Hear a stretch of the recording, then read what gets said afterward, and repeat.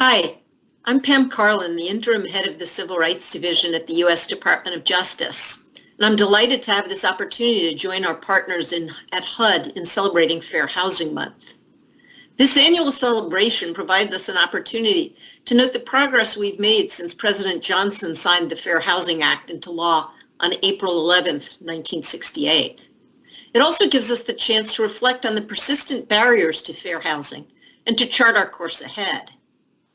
Those barriers may seem particularly daunting at a time when African Americans and Asian Americans, among other minority groups, are being confronted with incomprehensible violence in their communities and homes. Especially during these times, we must recommit ourselves to combating unlawful discrimination so that we can ensure, in President Johnson's words, that fair housing for all human beings who live in this country, is now part of the American way of life. For years, the Civil Rights Division has worked in close partnership with HUD to try to break down the persistent barriers to fair housing. I want to share a few examples of our joint work with you today.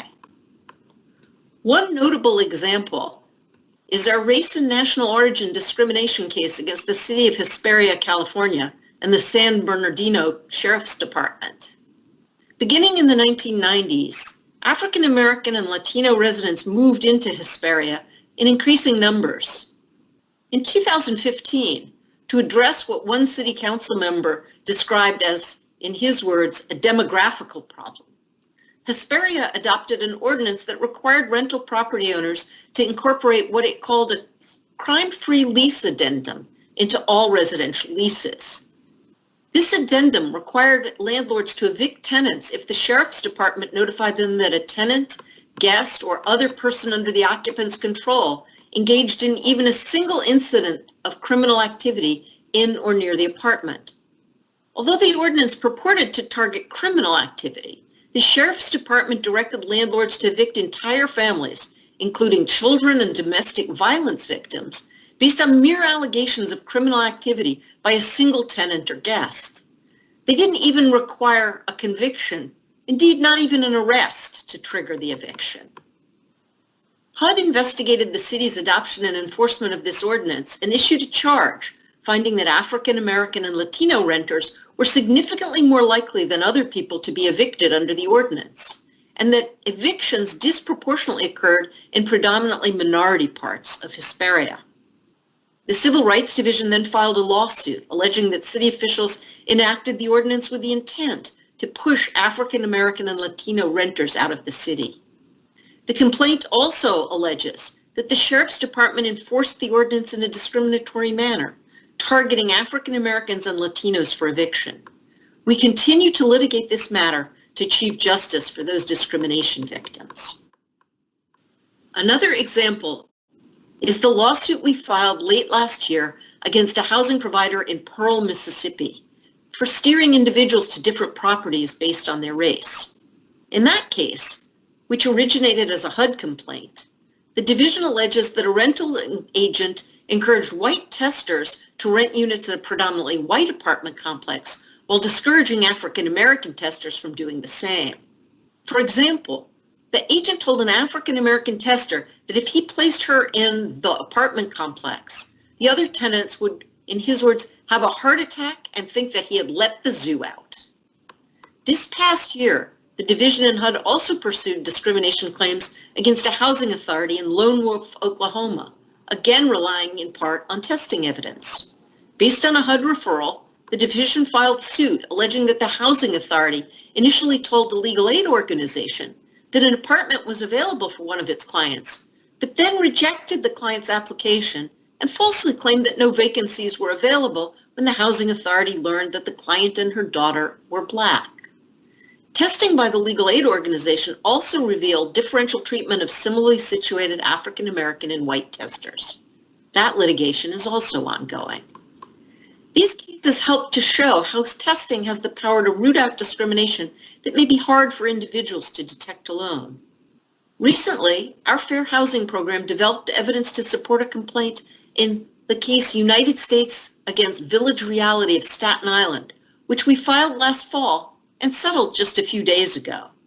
Our testing revealed that a real estate agent treated African Americans who inquired about available rental units differently and less favorably than similarly situated white individuals. Collectively, these cases show that race discrimination, because of its systemic nature, can emerge at multiple levels. The actions of individual real estate agents, of private housing providers, of public housing authorities, and of local governments can impede progress toward fair housing. Unchecked, this discrimination has the power to maintain or exacerbate segregation and further marginalize communities of color. The division is going to continue working closely with our partners at HUD to root out and halt this unlawful discrimination. The division and HUD have also worked extensively to address another fair housing barrier, sexual harassment of tenants. One particularly notable example is the case against Walter Ray Pelfrey, a now deceased landlord who for decades managed dozens of rental properties throughout Oklahoma City.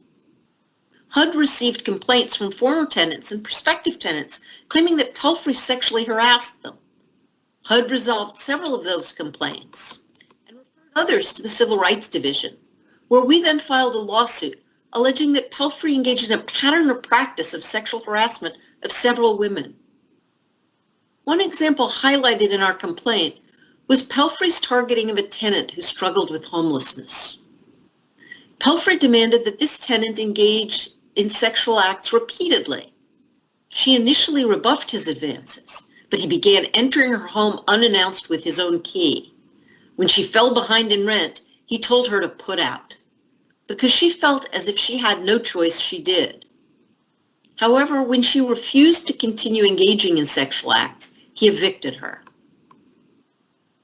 Earlier in March this year, the United States filed a proposed settlement of this matter, which, if it's approved by the court, will ensure that this survivor and numerous other victims of Pelfrey's harassment will receive damages from a $1.2 million settlement fund. This is just one of many cases that the Division and HUD have pursued in recent years to combat sexual harassment. In the last 3 years, the Division has filed 20 fair housing lawsuits throughout the country with similar allegations of landlords engaging in egregious harassment of tenants, often targeting women and men perceived as particularly vulnerable, including single parents just trying to keep a roof over their families' heads. And sometimes, as in one of our recent sexual harassment cases, this illegal conduct is coupled with racial discrimination as well. We will continue our efforts to stop this odious conduct. Another top priority for the Division is combating lending discrimination. For example, the Division filed and ultimately settled a Fair Housing Act lawsuit alleging that the First Merchants Bank in Indiana engaged in redlining by denying or failing to extend credit to residents of majority Black areas in and around Indianapolis. Our settlement required the bank to invest $1.12 million in a loan subsidy fund to increase credit opportunities to residents of majority African American neighborhoods, to dedicate $500,000 towards advertising, community outreach, and credit repair and education, and to open a new branch and loan office to serve areas whose residents are predominantly African American. The Division and HUD have made great strides to address barriers to fair housing, but we know we still have a lot of work to do. President Biden's recent memorandum, entitled Redressing Our Nation's and the Federal Government's History of Discriminatory Housing Practices and Policies, suggests a path forward.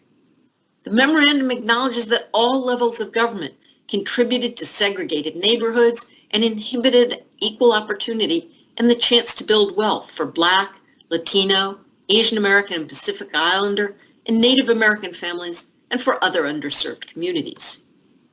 It notes that the effects of these actions still reverberate today. Because of the federal government's historic role in erecting fair housing barriers, we must play a critical role in dismantling them. The Civil Rights Division will work to reverse decades of systemic disinvestment by lenders and communities of color, and to stop the undervaluation of homes owned by people of color. We will ensure that local governments and housing providers understand that creating, perpetuating, or exacerbating segregation is unacceptable. We will continue to attack barriers to fair housing for people with disabilities. And we will work to protect the fair housing rights of lesbian, gay, bisexual, and transgender individuals. With our partners at HUD, we hope to do all of this and more to address these fair housing challenges. The road ahead may be bumpy, but it is paved by the progress of the past and lit by the promise of the future. Thank you.